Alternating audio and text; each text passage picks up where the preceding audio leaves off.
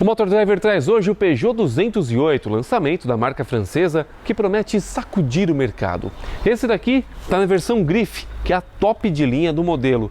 Mas será que ele reúne qualidades o suficientes para dar essa sacudida no mercado?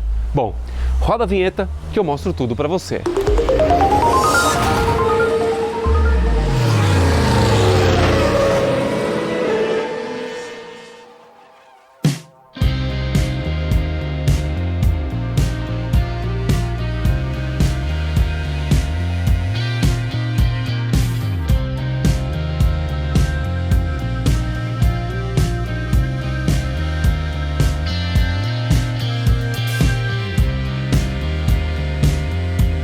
O novo Peugeot 208 na versão Griffe não oferece opcionais e nesta cor, a branco nacré, o carro sai por R$ 94.990. O 208 tem motor 1.6 16 válvulas, que entrega 118 cavalos de potência e 15,5 kgfm de torque, abastecido com etanol. A transmissão é automática de 6 marchas da japonesa Aisin, com opção de mudanças manuais pela alavanca, função Eco e função Sport.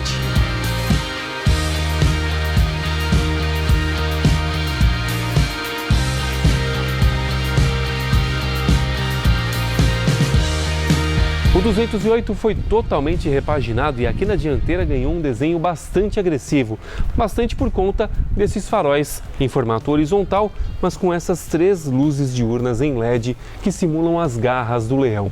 Aqui nós temos essa extensão da luz diurna em LED que simula o dente de sabre e a grade que toma praticamente todo o para-choque com esses detalhes em cromado que deixam o carro com a aparência mais requintada. Aqui nós temos o logotipo da Peugeot, a inscrição do modelo e aqui no capô esses vincos que deixaram a dianteira bastante aerodinâmica. Ah, e os faróis aqui são full LED e tem acendimento automático.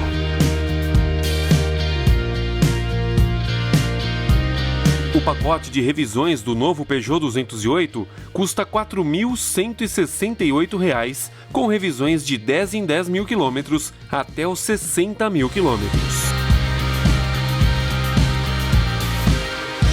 A traseira do 208 também ganhou uma aparência bastante esportiva com este aerofólio aqui que abriga a luz de freio, o brake light, e com essa faixa preta que liga uma lanterna à outra. Lanterna que tem o desenho que lembra as garras de um leão e é a identidade visual da marca.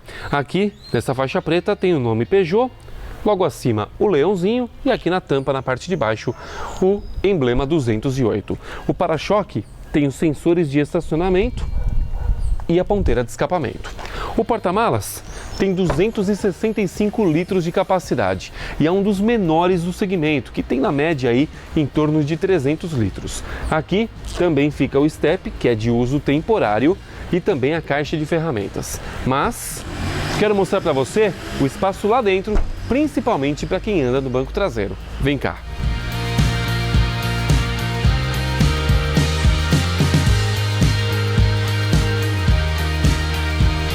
O 208 tem 2,53 m de entre-eixos e eu que tenho 1,90 m de altura, olha, fico com o meu joelho pegando aqui no banco dianteiro, que está ajustado para mim, e minha cabeça não chega a encostar aqui no teto, mas fica bem próximo de pegar. E ele é mais baixo justamente para poder abrigar o mecanismo aqui do teto.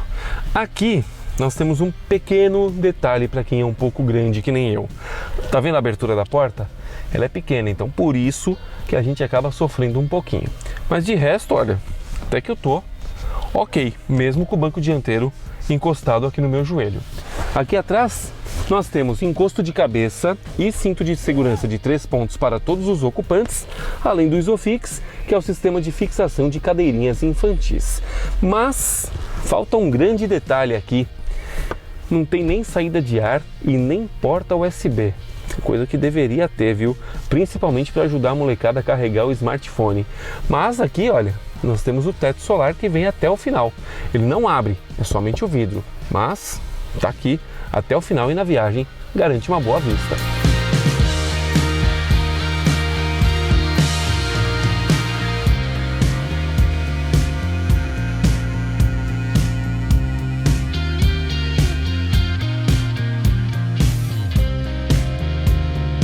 O painel do 208 é bastante bonito e apesar de ser em plástico rígido, é um plástico de boa qualidade, com tudo muito bem encaixado, tudo muito bem acabado. E aqui, olha, nós temos detalhes em alumínio escovado, é tudo plástico, tá? Mas que simulam alumínio escovado, tanto aqui na multimídia quanto aqui no cluster e também nas saídas de ar das pontas. Aqui nós temos este detalhe que simula fibra de carbono, que é toque macio, é emborrachado em toda a sua extensão, menos aqui na porta, que aí ele se torna plástico rígido também. Aqui nós temos o botão Start Stop, a central multimídia de 7 polegadas que espelha Android Auto e Apple CarPlay, mas que tem essa entrada USB aqui. E eu já vou falar que essa entrada USB não deveria estar aqui, ela poderia estar aqui embaixo, né? Ou ainda poderia ter a conectividade sem fio, porque nós temos aqui neste compartimento o carregamento por indução do celular. Então você deixava o seu celular aqui quietinho carregando e conectado na central multimídia no seu Android Auto ou no Apple CarPlay. Mas não, nós temos aqui essa entrada USB e tem que ficar com o cabo pendurado, né? Porque somente essa entrada aqui é que faz a conexão Android Auto ou Apple CarPlay. Essa conexão que tem aqui embaixo, essa porta USB, ela só serve para carregar o telefone celular. Então, tecnicamente, ela não tem muita serventia para o motorista, ela serve mais para o passageiro. Para quem vai atrás, não tem nenhuma USB. Poderia ter, né? Também. Aqui no centro nós temos essa saída de ar, temos também aqui os botões de recirculação de ar, para ativar o ar-condicionado aqui na central multimídia, que é por ela que você faz a regulagem, o botão ar-condicionado máximo, que liga na máxima velocidade, o botão do pisca-alerta, central de travamento das portas, desembaçador do vidro dianteiro e desembaçador do vidro traseiro. Aqui na central multimídia, nós temos total conexão com o carro. Aqui você tem diversos aplicativos do próprio carro. Você tem aqui Trip A, Trip B, tudo que você tem lá no painel, tá? Trip A, Trip B. Você pode ligar e desligar itens de segurança, como por exemplo, a troca automática de farol alto, ajuda ao estacionamento, antipatinagem, que é o controle de tração, né, do carro. Essa ajuda ao estacionamento são os sensores e a troca automática do farol alto, você deixa ela ativada e quando o carro detectar que não há nenhum veículo à frente, ele muda automaticamente para o farol alto e fica alternando farol baixo e farol alto para privilegiar a sua visibilidade. Aqui nós temos também parâmetros do veículo, onde você tem como ligar a iluminação de acompanhamento, que é o Follow Me Home, e também a luz de recepção, que é quando você chega perto do carro, ele liga as lanternas. Também você tem aqui como você ligar e desligar o limpador traseiro para o caso de marcha ré. Então, se você está com o limpador dianteiro ligado, você engata ré, ele vai também ativar o limpador traseiro. E tem também como ligar e desligar o Coffee Brake Alert, o reconhecimento de velocidade de acordo com a placa que está na rua e também o reconhecimento do sinal de trânsito. Então, um está interligado ao outro. Você deixa o reconhecimento do sinal de trânsito ativo, ele vai ler a placa que está lá no poste, vai transferir aqui para o cluster. E aí ele vai te avisar que você está acima da velocidade quando você estiver acima. É legal, né? Também você tem aqui outros parâmetros como Trip A, Trip B e a conectividade com Android Auto, Apple CarPlay e, lógico, o rádio, que está tudo por aqui, tá? Nós temos também aqui a alavanca do câmbio, 6 velocidades, que não tem nenhum botão, ela tem essa coifa aqui, tá? De tecido, de couro, bonita. Um porta-trecos, pequenininho. E aqui o indicador de marchas, que tem tanto aqui quanto lá no painel.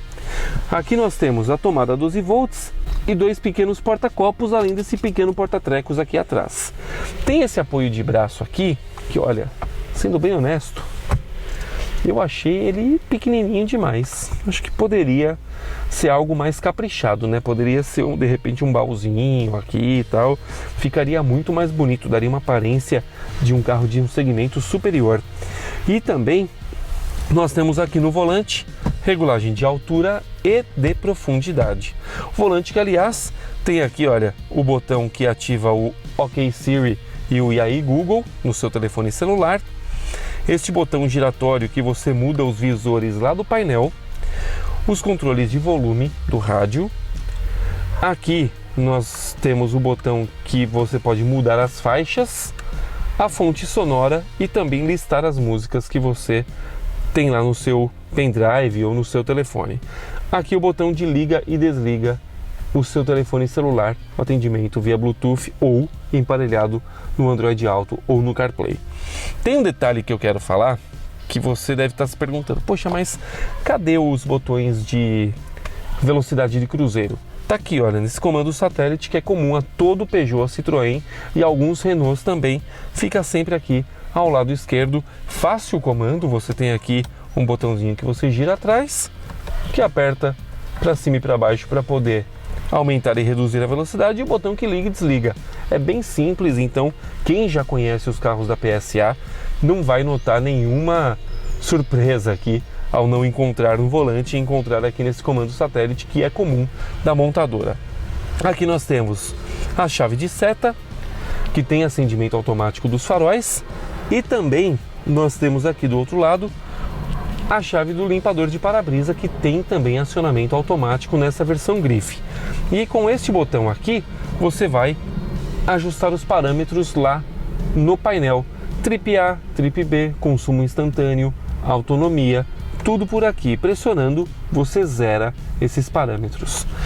Aqui do lado esquerdo, escondidinho, tem o botão Eco, o botão Sport e o botão que liga e desliga o reconhecimento de faixa, que ele te corrige quando você sai da faixa sem dar seta. Ele entende que você está saindo da pista e ele vai corrigir. É um recurso bastante interessante e que privilegia a sua segurança. Outra mancada que eu tenho que falar, aqui ó, a cortina do teto solar. Ela é manual, poderia ser automática, né, por meio de um botãozinho aqui no console. Eu sou grande, então eu consigo me esticar e puxar a cortina, mas quem tem a estatura um pouco mais baixa não consegue. Vai, por exemplo, parar aqui a cortina e, se tiver já aberta, com aquele baita solzão do meio-dia na cabeça, vai ter que parar o carro, descer, ir até lá atrás, puxar a cortina para fechar. Poderia ter um acionamento elétrico, não custaria nada, né? Vamos falar do cluster aqui? Porque nós temos o cluster totalmente em TFT, do tipo 3D. São duas telas sobrepostas que fazem o efeito 3D. A câmera não pega, mas fica muito bonito aqui pessoalmente, olhando para esse painel. Realmente é bem interessante. E você tem aqui os modos dos visores. Então você tem aqui o modo visores, efetivamente, que te traz do lado esquerdo autonomia, ao centro o velocímetro, com dois ponteiros que sobem nas laterais, com o velocímetro analógico e o contagiros também analógico, e o medidor de temperatura à direita. Aí você tem definições pessoais, são duas, pessoal 1 e pessoal 2. Tem o somente condução, que ele coloca aqui somente a imagem projetada do Peugeot 208, como se estivesse numa pista. E aqui do lado direito combustível, do lado esquerdo temperatura, e do lado esquerdo também o indicador de marchas e também a velocidade, além do odômetro, trip A, trip B e tudo mais. E também nós temos o mínimo. O mínimo é realmente o mínimo, aonde você tem aqui somente velocímetro, marcador de combustível e marcador de velocidade, sem nenhuma firula, totalmente simples aqui o cluster. Aqui nós temos na porta o comando do retrovisor elétrico e também dos 4 vidros elétricos, que são de um toque tanto para a descida quanto para a subida, e também a trava do vidro elétrico, que é só você pressionar aqui. E o que mais que eu tenho que falar? Retrovisor não é fotocromático, e aqui logo atrás dele nós temos os sensores tanto de chuva quanto o sensor de luminosidade, que faz com que o carro acenda e apague os faróis à noite. Afinal de contas, ele tem um acendimento automático. Aqui as luzes internas, e é isso. Bom, chega de papo e vamos acelerar este Peugeot 208, que eu tenho bastante coisa para contar para você, principalmente sobre o motor que está ali naquele cofre. Vamos lá que eu te explico tudo. E como sempre eu vou começar falando da posição de dirigir do Peugeot 208. Olha, pernas e costas bem apoiados, tá? Nós temos aqui regulagem de profundidade do banco, para frente e para trás. Temos também a regulagem de altura e acredite se quiser, eu não estou incomodado com a altura desse banco. Poucos carros me deixam confortável em relação à altura do banco. Eu não estou me sentindo alto aqui dentro da cabine. Estou numa posição realmente muito boa. E o ajuste do encosto do banco, ele é milimétrico. É aquele ajuste com a roldana e não com a alavanca. E isso é muito bom, porque você tem mais possibilidades de ajustes e mais possibilidades também de encontrar uma boa posição para dirigir. Aqui nós temos também ajuste de altura e de profundidade do volante, o que significa que também a sua tarefa fica bem fácil de você encontrar uma boa posição para dirigir. Mas eu quero falar aqui sobre a maior reclamação da mídia especializada, que é em relação ao motor, porque o Peugeot 208 era esperado com o motor 1.2 turbo, que é o mesmo motor utilizado na Europa. Porém, esse motor não veio para o Brasil e não vai vir, tá? Não vai vir. Não adianta a gente alimentar a esperança, porque não teremos o motor 1.2 turbo para o Peugeot 208. Então ele está equipado com o motor 1.6, que é o mesmo motor que já equipou o Peugeot 206 no comecinho dos anos 2000 e também o Peugeot 207 e a antiga versão do 208. É um motor ruim? Não, longe disso. É um motor bastante robusto, um motor que já foi testado em todas as situações possíveis e imagináveis aqui no Brasil. Então é um motor que já está muito bem adaptado à nossa realidade de temperatura, até de trato, porque a gente sabe que o brasileiro é muito negligente com relação à manutenção dos seus carros, né? Inclusive até em buscar um serviço de qualidade. A gente sabe que o brasileiro é da base do ou eu vou mesmo fazer, ou eu faço uma gambiarra aqui e resolvo. Então poucos que se preocupam em levar efetivamente no mecânico de qualidade para poder resolver problemas que carros dão. E este motor aqui é a prova disso, tá? É um motor que já está aí há bastante tempo e é um motor bastante robusto mesmo. Esse motor tem 118 cavalos abastecido com etanol e é um motor ok. Ele não é um motor que vai te impressionar, muito menos te decepcionar. É um motor que ele vai te dar a resposta que você precisa dentro do que ele pode oferecer. Um motor 1.6 que anda bem, tá?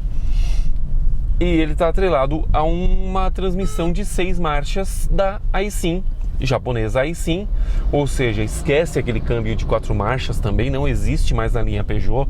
Eu faço questão de frisar isso em todo vídeo que eu faço de Peugeot, e não por defender o carro, mas sim para falar, olha, se você está com medo de Peugeot por causa do câmbio, esquece, tá?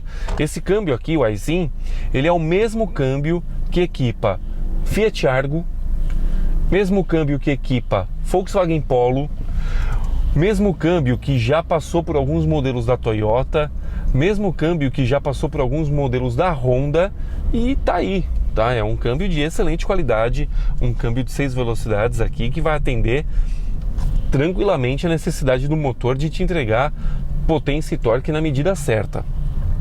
E esse câmbio de 6 marchas, ele tem a opção de mudanças manuais aqui pela alavanca, basta você puxar a alavanca para a esquerda e aí você vai subir marcha puxando a alavanca para trás e reduzir marcha empurrando a alavanca para frente, como é nos carros de competição, onde o sistema é basicamente o mesmo. Aumenta a marcha puxando para trás e reduz a marcha empurrando a alavanca para frente.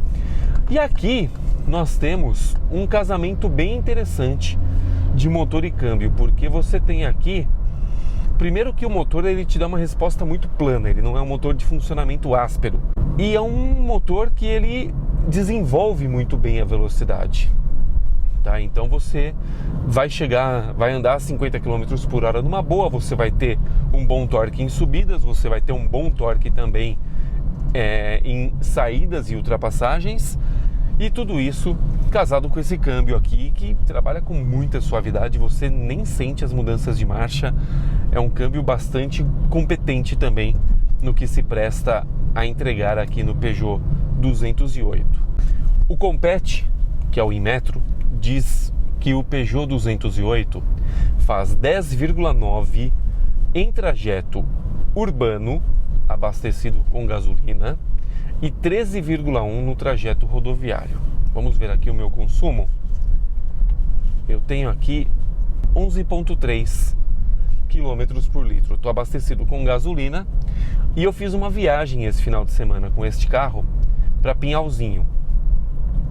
Fica mais ou menos 200 km aqui de São Paulo, e a rodovia que eu pego é a Fernão Dias. É uma rodovia bastante sinuosa, tem bastante curvas, subidas e tal, e é uma rodovia que você não consegue desenvolver legal uma boa velocidade com qualquer carro que seja, né? E eu tava com o carro cheio, tava com a minha família, meus pais, minha irmã, meu cunhado, e o porta-malas cheio também.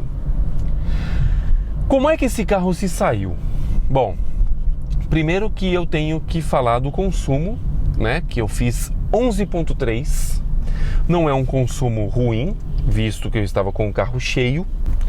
Então ele ficou bem próximo. Se eu tivesse com o carro vazio, provavelmente eu teria feito os 13,1 que o Compete diz que o Peugeot 208 faz. Mas eu fiz 11,3 andando na rodovia, na velocidade máxima da pista, tá? Que é 120 km por hora. E como eu falei, carro cheio, porta-mala cheio, carro bastante pesado, então eu tive que realmente abusar bastante do acelerador aqui para fazer o carro andar legal. E como você bem sabe, cavalo anda, cavalo bebe, então com o carro cheio você não vai nunca fazer o consumo declarado pelo Compete. Então o consumo, na minha opinião, ok, bastante coerente mesmo. E algumas coisas nesse carro me impressionaram. A primeira, isolamento acústico. Olha, vidros fechados. Aqui eu tô sem música nenhuma, mas com o rádio ligado, né, tocando uma música, você não escuta absolutamente nada, nem a rolagem dos pneus. E aqui eu tô ouvindo a rolagem dos pneus porque eu tô sem som ligado, né? Logicamente, tô gravando aqui para vocês o vídeo.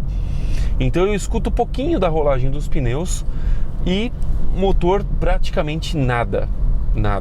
O isolamento acústico aqui dentro é muito bom. A Peugeot tá de parabéns por ter trazido esse isolamento para um carro compacto, que é o Peugeot 208, que normalmente não tem todo este nível de isolamento, tá?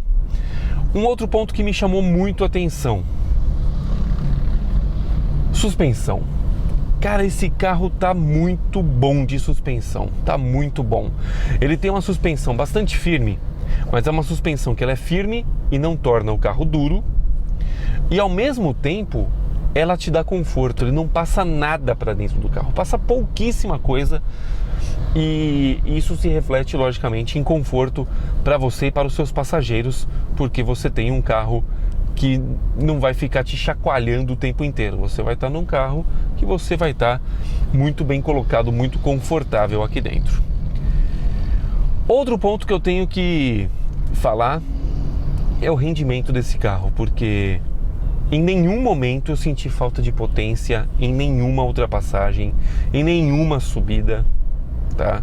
Então, assim, como eu falei, ele é um carro que ele não vai te impressionar, e não dá para esperar comportamento de carro turbo aqui, de super esportivo nem nada, mas ele não vai te decepcionar. É um carro que tem uma resposta muito plana de motor aqui, você vai ter ele andando bem em qualquer situação que você queira. Falando de segurança, nós temos aqui airbag duplo, motorista, passageiro. Temos airbags laterais e também airbags de cortina. Então nós temos aqui 6 airbags no 208, o que se traduz em mais segurança para você e para os seus passageiros. Temos aqui também o assistente de partida em rampa, temos o controle de tração e de estabilidade, temos o Active Safety Brake, que ele vai frear o carro numa situação em que ele detecta que você vai bater. Ele pisca aqui no painel antes um alerta e ele em seguida faz a intervenção se assim for necessário. Tem também o Coffee Brake Alert, que ele vai notar que você está mudando demais de faixa, está dançando demais com o carro, e ele vai alertar no painel para que você encoste o carro, vai tomar um café, tudo isso pela sua segurança. E ele também tem aqui o leitor de placas. Então, aqui nós temos a placa de 50 km por hora ali na frente, na Avenida dos Bandeirantes. Ele faz a leitura e ele aponta aqui no painel para mim 50 km por hora, indicando a velocidade que eu tenho que andar.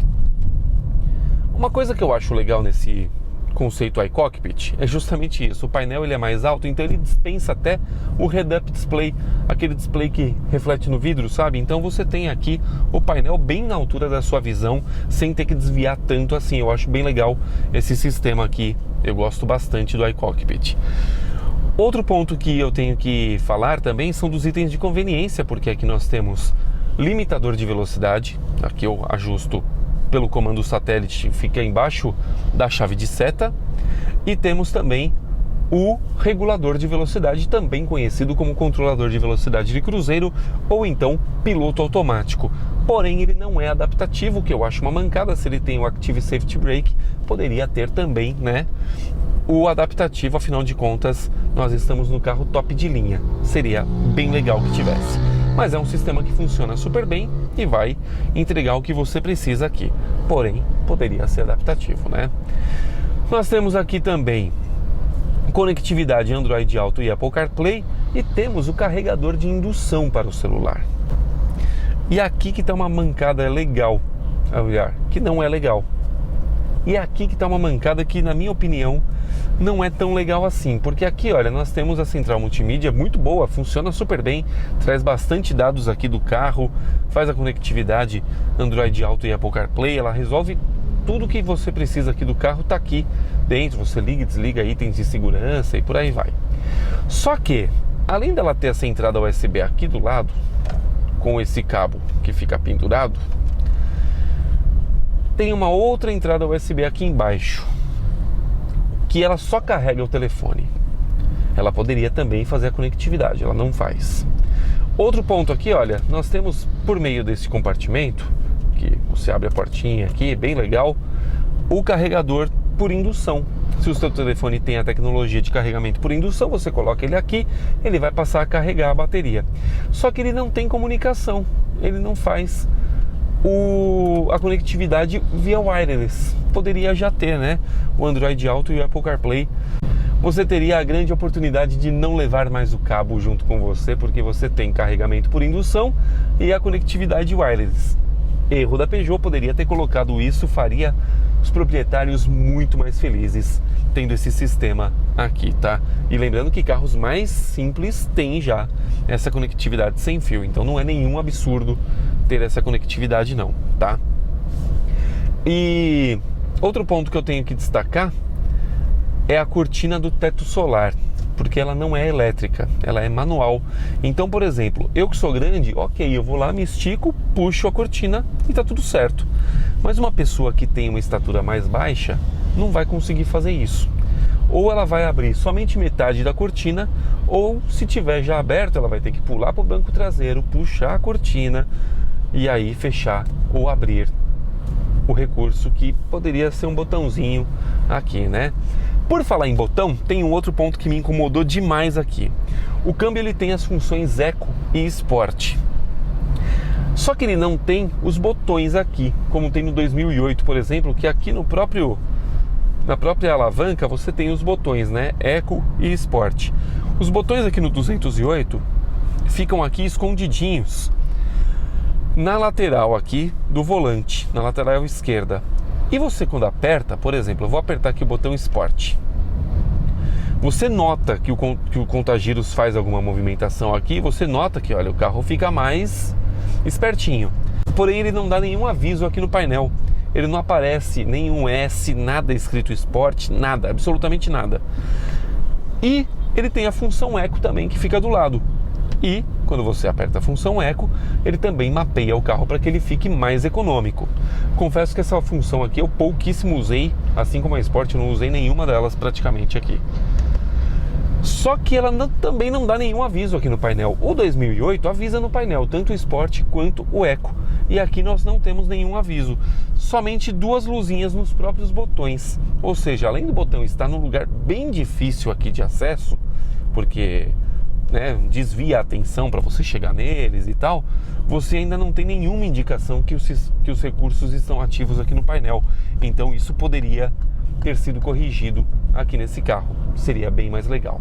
Tirando isso, olha, não é algo que me faria não comprar este carro, porque realmente ele ficou muito bom de andar, mesmo tendo esse motor 1.6, que é um motor defasado, como já falei. Mas você me pergunta, mas Carlos, e aí?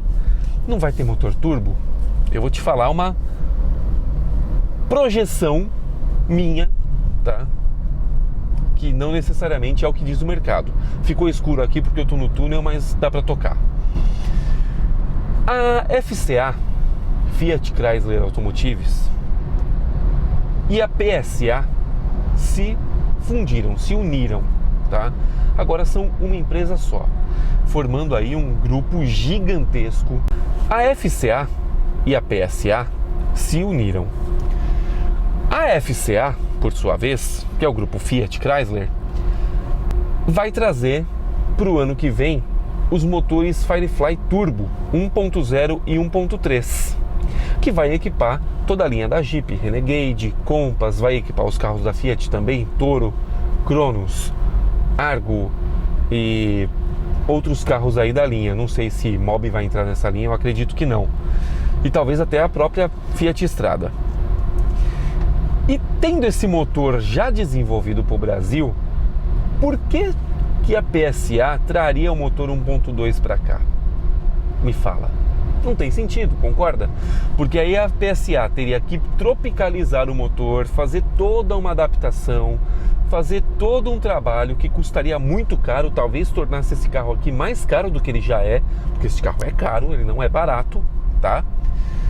E não seria talvez algo que fosse negócio para a própria montadora.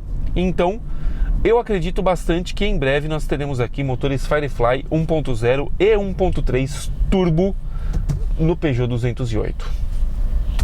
Meus amigos, é o mercado, tá? Eu tenho para mim isso. Não foi sinalizado nada pela Fiat, pelo grupo FCA, não foi sinalizado nada sobre isso pela PSA no ato do lançamento deste carro. Só foi dito que esse motor aqui atenderia a demanda do carro e pronto, teríamos esse motor 1.6 e nada mais. Então é isso, a projeção minha. Posso estar errado? Posso estar certo também? Posso, mas é o que a gente dentro do mercado automotivo aqui do setor, os jornalistas automotivos têm falado, e eu tenho também acreditado bastante nessa hipótese de que nós teremos em breve motores 1.0 e 1.3 da Fiat aqui no Peugeot 208, assim como outros recursos que da Peugeot vão passar para a Fiat, né, e para o grupo FCA, e também do grupo PSA para a FCA, que é sempre uma boa, né? Afinal de contas, você vê aí que a junção, que a compra da Jeep pela Fiat, né, a compra do grupo Chrysler pela Fiat, foi bastante rentável para a montadora, que tem nos seus carros hoje bastante recursos dos Jeep também. Então, é essa a minha opinião. Eu acredito que eu posso estar comendo bola aí, mas é o que eu acredito, e particularmente que eu gostaria muito o que acontecesse para que esse carro aqui tivesse aí motores turbo em breve. No final das contas, o Peugeot 208 tem características que jogam a favor dele, mesmo tendo um motor defasado. Ele é bonito, é confortável, é muito bem acabado e tem uma tecnologia embarcada que faz com que ele realmente pareça ser de um segmento superior e custando basicamente o mesmo que os seus principais concorrentes. Curtiu o vídeo? Então deixa aí o seu like, e se você ainda não é inscrito aqui no Motor Driver, inscreva-se. Toda sexta-feira tem vídeo novo para você.